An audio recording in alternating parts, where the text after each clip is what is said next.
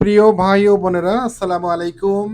রাকিব আগ্রের পক্ষ হতে আপনাদের সকলকে আন্তরিক শুভেচ্ছা ও অভিনন্দন। প্রিয় ভাই ও বোনেরা, আপনারা অনেকেই আমাদের কাছে কমেন্ট করে জানতে চেয়েছেন যে ভাই, শীতকালে আমাদের যে হাড্ডিসার গরুগুলো রয়েছে বা হাড্ডিসার যে বাছুরগুলো রয়েছে সেগুলোকে কি ব্রয়লার মুরগির ফিড খাওয়া যাবে কি যাবে না, সে বিষয়টি আপনারা অনেকেই জানতে চেয়েছেন।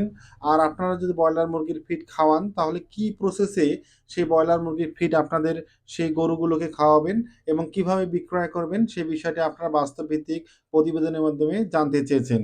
আর সেজন্যই আমরা মূলত আজকের এই প্রতিবেদনটি সাজিয়েছি। আমরা এ টু জেড দেখাবো যে কিভাবে আপনি ব্রয়লার মুরগির ফিড আপনার গরুকে খাওয়াবেন এবং কিভাবে সেই গরুগুলোকে বিক্রয় করবেন সে বিষয়টা জানতে হলে সম্পূর্ণ প্রতিবেদনটি দেখুন। প্রিয় ভাই ও বোনেরা, আপনারা দেখতেছেন যে ব্রয়লার মুরগির ফিড এটি একটি নারিশ গ্রয়ার ব্রয়লার ফিড। আমরা সর্বপ্রথম বলবো যে সংবিধিবদ্ধ সতর্কীকরণ, অর্থাৎ ব্রয়লার মুরগির ফিড শরীরের জন্য ক্ষতিকর। আমরা এরপরও আপনাদের এই প্রতিবেদনটি তৈরি করেছি আপনাদের কমেন্টের কারণে। কারণ আমরা দেখেছি বাস্তব ভিত্তিক বড় বড় যে হাড্ডিসার গরুর খামারগুলো রয়েছে সেই গুলোতে প্রকাশ্যে না হলেও লুকোচুপে বা চুপে চুপে সেই গরুগুলোকে কিন্তু এরকম ব্রয়লার মুরগির ফিডগুলো খাওয়ানো হয়ে থাকে। আর এই ব্রয়লার মুরগির ফিডগুলো দিয়েই খাওয়ার পরে সেই গরুগুলোকে বেশি দামে বিক্রয় করা হয়ে থাকে। আর প্রতিবেদনের জন্যই আমরা আজকে প্রসেসটি দেখাচ্ছি। এই ব্রয়লার মুরগির ফিডটি আপনারা আপনাদের গরুকে খাওয়াবেন, কিন্তু এই ব্রয়লার মুরগির ফিড যদি শীতকালে খাওয়ান কেবলমাত্র এর সঙ্গে আবার যেই খাদ্যগুলো আপনাদের অবশ্যই দিতে হবে। অর্থাৎ আমরা দেখাচ্ছি যে ব্রয়লার মুরগির ফিডের সঙ্গে আপনারা অবশ্যই তাদেরকে খুদির ভাত বলা হয়ে থাকে বা চালের গুঁড়ো বলা হয়ে থাকে। ধান ভাঙ্গার পরে যে গুঁড়োগুলো থাকে সেগুলোকে খুদি বলা হয়ে থাকে বা জাউ ভাত বলা হয়ে থাকে। এই খুদি বা জাউ ভাত আপনারা যেটাই বলুন না কেন, এগুলো অবশ্যই ব্রয়লার মুরগির ফিডের সঙ্গে আপনারা প্রতিদিন খাওয়াবেন। আমরা বারবার বলব যে আপনারা যদি আপনাদের গরুগুলোকে দ্রুত গতিতে অর্থাৎ হাড্ডিসার গরুগুলোকে দ্রুত গতিতে মোটা তাজাকরণ করতে চান তাহলে অবশ্যই ব্রয়লার মুরগির যে ফিডগুলো আপনারা খাওয়াবেন তার সঙ্গে অবশ্যই তাদেরকে খুদি খাওয়াবেন এবং তার সঙ্গে আরেকটি খাদ্য আপনাদের সব সময় দিতে হবে, সেটি হচ্ছে সরিষার খোল।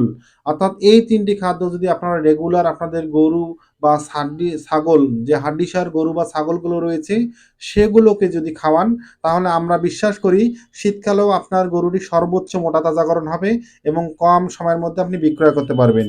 এখন এই গরুগুলোকে আপনারা কোন প্রসেসে খাওয়াবেন সেটি আমরা যদি বলি, অবশ্যই আপনারা প্রতিদিন সকালে এবং বিকালে অর্থাৎ সকালে এবং বিকালে ১০০ গ্রাম করে খাওয়াবেন।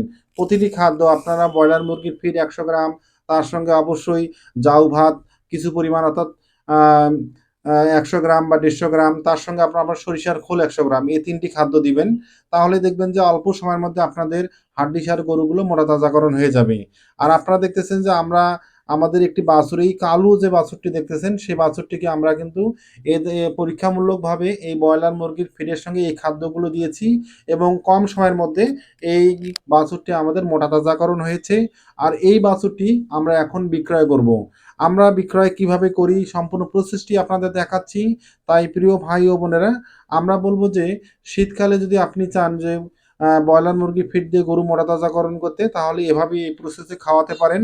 অবশ্যই আপনারা ৫ দিন যে পরিমাণে আপনাদের হাড্ডিসার গরুগুলোকে এই খাদ্যগুলো দিবেন, তার পরের ৫ দিন তার দ্বিগুণ পরিমাণে দিবেন। অর্থাৎ ৫ দিন পর, পর তার খাদ্যের পরিমাণ বাড়াবেন। এভাবে যদি আপনারা প্রসেস মতো ১ মাস খাওয়ান, অর্থাৎ ৩০ দিন যদি খাওয়ান, তাহলে দেখবেন যে আপনার গরুটি সর্বোচ্চ মোটা তাজাকরণ হবে ইনশাআল্লাহ। আর আপনাদের গরুগুলোকে সর্বোচ্চ দামে বিক্রয় করতে পারবেন। যদিও অনেকেই এই ব্রয়লার মুরগির ফিটের বিষয়টিকে নেগেটিভ ধারণা দেয়, কিন্তু আমরা বলব যে ব্রয়লার মুরগির ফিড যদি ব্রয়লার মুরগিকে খাওয়া যায় তাহলে এই গরুকে কেন খাওয়া যাবে না? তাই এটি কতটা বৈধ বা অবৈধ সেটা অবশ্যই প্রাণী সম্পদ অধিদপ্তর জানে। আমরা অবশ্যই আপনাদের গোপন যে বিষয় মোটা তাজাকরণের সে বিষয়টা আপনাদের সামনে উপস্থাপন করছি।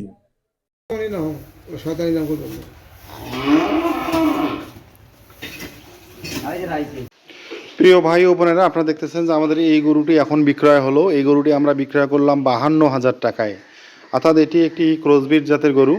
আর এই ক্রসবিট জাতের গরুগুলো আমাদের এখানে চাহিদা খুবই কম, তারপরও আমরা এই গরুটিকে এখন বিক্রয় করলাম। এটি একটা ষাঁড় গরু। এটি আমরা বিক্রয় করলাম মাত্র ৫২,০০০ টাকায়।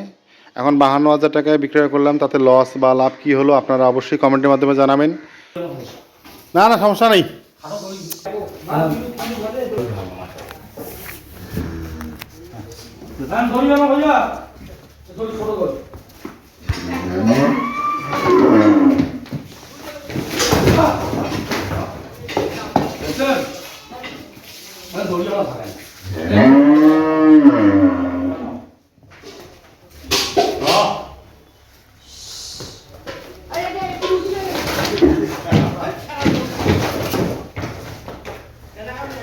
দড়ি লাগে নাকি আর কেন?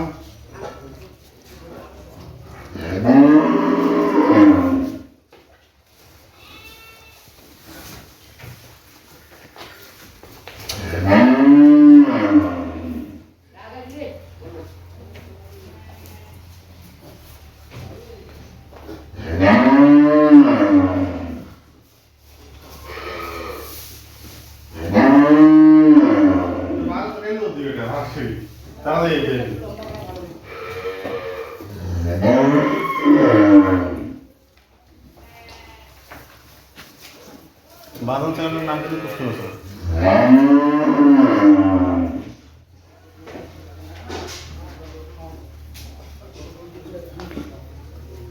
আইসো আইসো দোষ দিবে মানে হাস করিয়ে বাস ধরে আগে আনছি নেই না কুসুম কথা না তো হলো ওখানে আমার শুরু করে জন্য চলে দিয়ে নাম জানাম স্যার কারণ দিন লাগাই তো ওই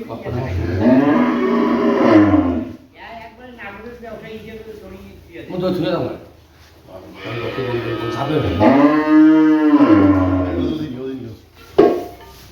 কিভাবে না দেখা যায় বাবা আনা করতে ধরে বল নাও যায় ওই দাও তো নাম মধ্যে শুনি নাও তোমার ওই যে টান দিতে লাগে একটা টান দেখে আর ভুল দিচ্ছেন না না না যাই সাইকেল সাইকেল না না না না হ্যাঁ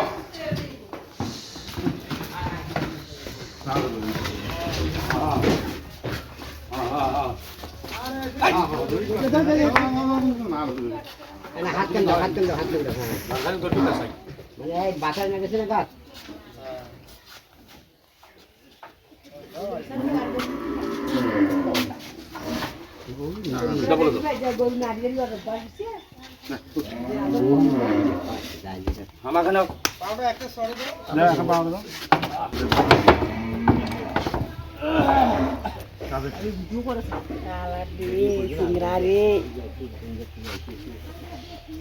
খুশি ব্যাগ করলে না না আমার একটা বই 300 কোথায় তোমার আমি দম খুলছি আমি কিন্তু খাইছি এখন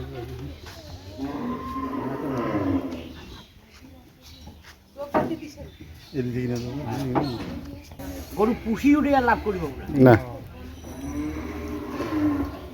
অর্থাৎ গাই বাচ্চা অভিযোগ বাচ্চা এগুলো তার কাছ থেকে বুঝছেন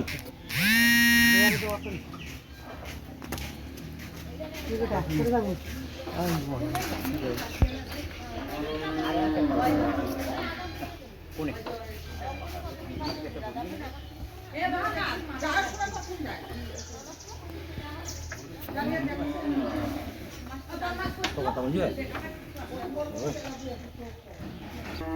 লাখের দামে দিবেন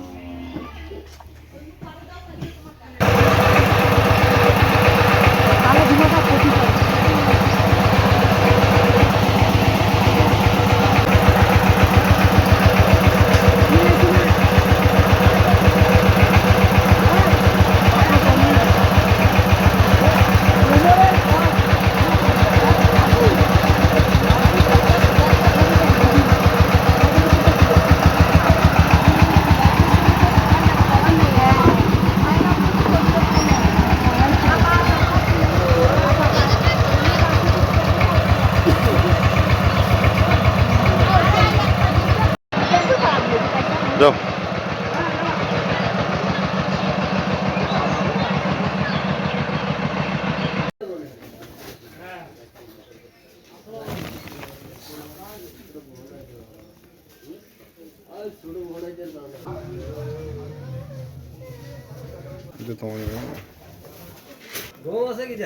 না একটু নেই